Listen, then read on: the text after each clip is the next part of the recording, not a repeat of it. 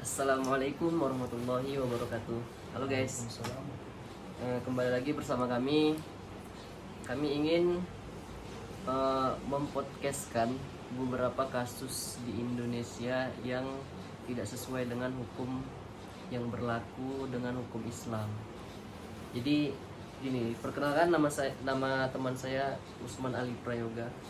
Jadi saya ingin bertanya kepada beliau tentang gini, Wak.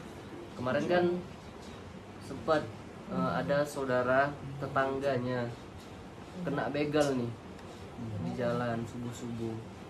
Terus karena korban ini mantan anak silat, jadi ada pembelaan diri. Kebetulan si pembegal ini bawa sajam. Karena dia anak silat, sajamnya lepas dari pembegal itu dan diambil alih. Untuk melindungi dirinya sendiri, sebenarnya nggak sengaja ini, karena untuk melindungi hartanya, karena keretanya mau diambil, nggak sengaja ketusuk dan meninggal di tempat si begal tadi, Wak. Si begalnya tadi. Jadi menurutmu ini, Wak, hukum dalam Islam itu kayak mana? Soalnya yang terjadi setelah tetangga itu diproses di Polres, di persidangan malah dia yang jadi tersangka. Si korbannya jadi tersangka. Si korban jadi tersangka. Harusnya dia yang bela diri. Harusnya dia kan membela diri, harusnya syahid. Kalau memang dia mati syahid, kalau memang dia membunuh ya masuk surga. Karena mempertahankan hartanya sendiri. Jadi menurutmu gimana gitu, Pak, dalam Islam? Dalam Islam pernah aku belajar kan, ada satu teori dalam fikih namanya hifzul an-nafs. Hifzul nafs ini adalah menjaga diri.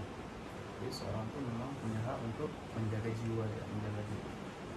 Kalau kita kaitkan dengan pembegalan ini, justru Al-Quran juga memang memerintahkan seseorang itu menjalankan kisos. Kisos ini adalah perbuatan yang setimpal, memang dalam konteks yang berbeda. Dalam Quran ada ayatnya yang berbunyi walakum fil qisas ayatun ya ulil albab.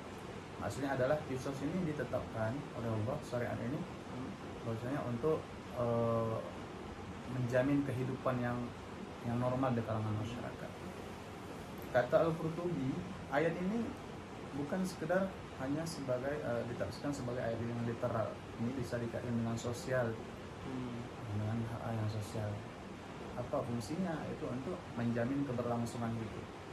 Bahkan justru Al-Jassas dalam kitabnya juga menerangkan bahwasanya memang ayat ini sebagai panduan ataupun landasan utama seseorang untuk membela diri. Sebelum hakim membela dia juga dapat membela diri, yaitu ya kayak konteks tadi. Jadi si korbannya boleh membela diri untuk keberlangsungan hidup dia, untuk dia punya hak untuk menjaga diri dia. Jadi dalam Islam justru dianjurkan untuk membela diri, apalagi kayak tadi kan, mempertahankan diri. Karena kan bisa ada anak di rumah, ada istri di rumah, masa ada mau tahan-tahan gitu aja. Jadi memang dalam Islam Rasulullah juga ada hadisnya juga, misalnya memang menganjurkan seorang untuk melawan si perampas. Kalau dia mati syahid. Kalau dia dapat membela diri, itu sudah ada bersalah. Bahkan dapat pahala karena dia mencegah kemungkaran. Itu yang memang kami pelajari. Sampai kemarin juga aku ada dengar, kalau kita kaitkan nih masalah itu kan, ada yang putus tangannya sampai kuping-kupingnya kadang hilang. Sama dokter koyak lah ya. Koyak-koyak, ada yang dijahit. Mantap juga lah seninya. Tapi kalau udah hilang telinga kan, bagian orang diapain tuh? Ditambah lah.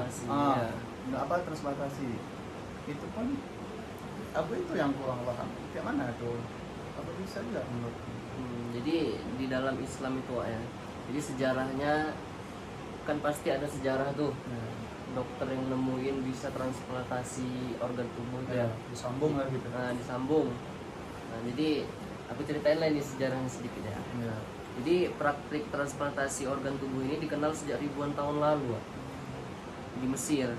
sekitar 2000 tahun sebelum Nabi Isa ditemukan manuskrip yang mencatat percobaan transplantasi jaringan. Di India ada seorang ahli bedah Hindu berhasil memperbaiki hidup seorang tahanan dengan mencangkok kulit dari bawah lengannya. Jadi diambil dari bawah ini, diganti ke kulit ini Wak, karena Cangkok, koyak yang dicangkok. Kemudian pada masa Nabi Muhammad SAW dikenal kisah Arfajah bin As'ad yang memasang hidung palsu dari logam emas atau anjuran Nabi atas anjuran Nabi setelah hidung peraknya membusuk. Jadi nggak apa-apa diganti supaya biar nggak aneh gitu Wak, terlihat. Berarti memang ada dulu Ya, jadi memang sejarah ini menunjukkan bahwa memang ada praktik untuk transplantasi antar spesies baru berhasil dilakukan tahun 1913 oleh Dr. Alexis Carrel dari Prancis yang mencangkok ginjal seekor kucing ke kucing. Kemudian upaya transplantasi antar manusia dimulai pada tahun 1597 oleh Gasper Tagliacozzi dan berkembang lebih lanjut pada akhir abad ke-19 oleh John Murphy dari Amerika. Sebelum Nabi berarti udah ada. Sebelum Nabi, Kayak siapa tuh kisah Nabi yang punya mujizat ada telinga, Nabi Isa Bisa ya. punya mujizat Nabi yang ada sebelum- telinga sampai ada telinga. Sebelum Nabi Isa pun udah ada itu. Jadi di ayat Al-Maidah ayat 32 artinya tentang menjaga kehidupan, yang artinya oleh karena itu kami menetapkan suatu hukum bagi Bani Israel bahwa siapa yang membunuh seseorang bukan karena orang yang dibunuh itu telah membunuh orang lain atau karena telah berbuat kerusakan di muka bumi, maka seakan-akan dia telah membunuh semua manusia. Dia seakan-akan telah memelihara kehidupan sesama manusia. Jadi maksudnya untuk tolong menolong nggak apa-apa gitu Wak. Kita transplantasi dari tubuh kita ke tubuh orang lain nggak apa-apa. Jadi di sini disebutkan hukumnya. Inti dari ini tadi Wak, kesimpulannya transplantasi organ tubuh merupakan salah satu bentuk kemajuan ilmu kedokteran yang sangat erat kaitannya dengan nilai-nilai kemanusiaan dalam Islam. Meskipun tidak disebutkan secara eksplisit dalam Al-Quran, para ulama menggunakan pendekatan tafsir tematik Wak, tafsir maudhu'i untuk mengartikan itu semua.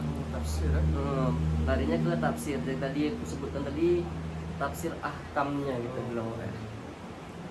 Jadi untuk memahami persoalan ini banyak ayat-ayat yang menyebutkan ini Wak, untuk perlindungan jiwa, untuk tolong menolong, menjaga kemuliaan manusia. Banyak seperti di Quran surah Al-Baqarah ayat 195, Al-Maidah ayat 32, Al-Maidah ayat 2, Al-Isra ayat 70.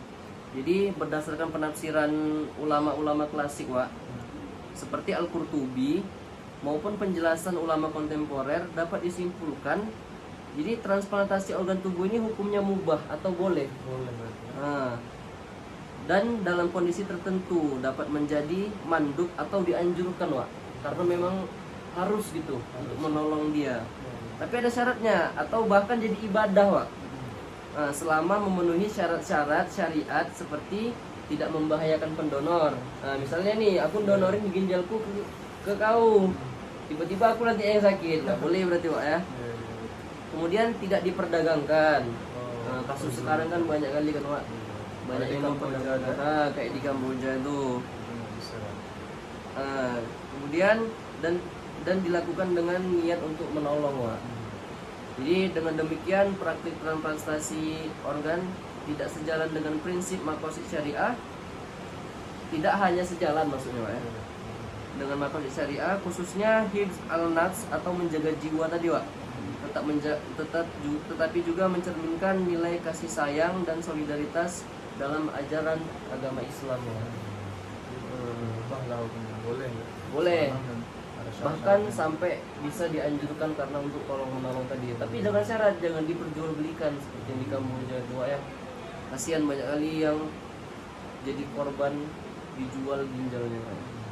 Jadi seru ya bahas tafsir ahkam ya. Seru sekali Pak ya. Jadi teman-teman, cukup sekian yang bisa kami sampaikan tentang tadi korban begal yang membela dirinya kemudian menjadi tersangka, kemudian transplantasi organ tubuh atau mengganti atau memperbaiki organ tubuh tadi, hukumnya mubah, bahkan bisa berubah menjadi dianjurkan ketika itu memang diperlukan.